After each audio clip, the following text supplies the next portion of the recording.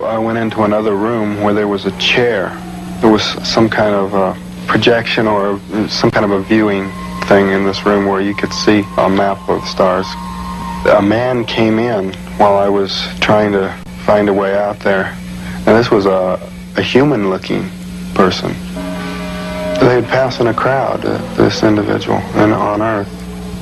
He was bigger than me, taller, and more muscular, a very large individual. I went up and tried to talk to this guy, and he didn't answer me. He led me outside of this craft that I was in, which was apparently parked inside of a large room or a building or a larger craft, and led me out of this room into another room where some other beings like himself put me unconscious. When I regained consciousness, I found myself laying on the roadway, and I saw a craft hovering there that just sat there for a second and just shot straight up. That's the last I've seen of him. I ran down into the town there and called my family, and they came and got me. When I did hear that he had been returned, it was almost as unbelievable as the original thing because he had been gone so long.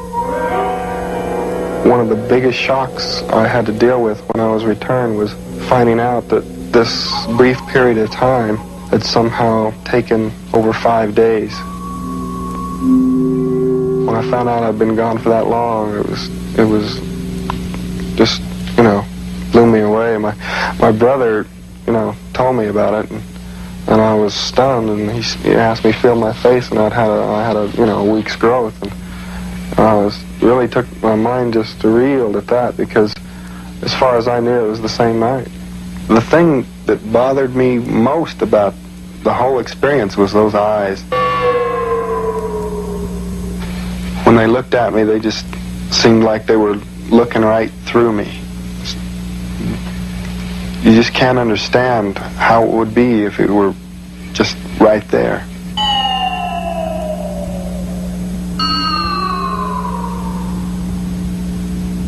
After his return, Travis Walton also passed a polygraph test, verifying the truth of his UFO experience.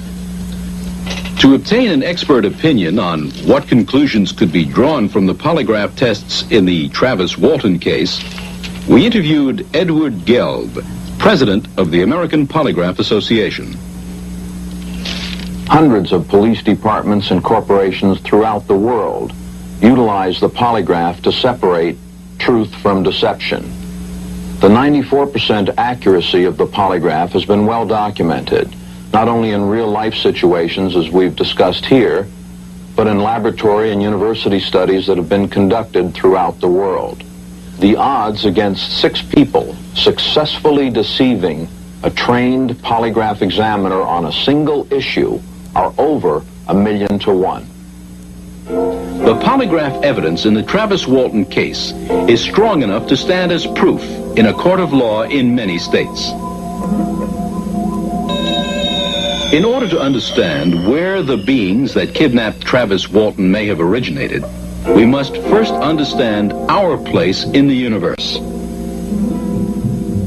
Our sun is only one of over 150 billion stars in our galaxy, the Milky Way. There are billions and billions of galaxies in the universe. If only one star in every million has planets that can support life, then there are hundreds of billions of life-supporting planets in the universe. Within 55 light years of our own solar system, there are thousands of stars. 46 of these near neighbors are similar to the sun and can be expected to have planets and life, especially if colonization and migration have been going on for part of their 10 billion year lives.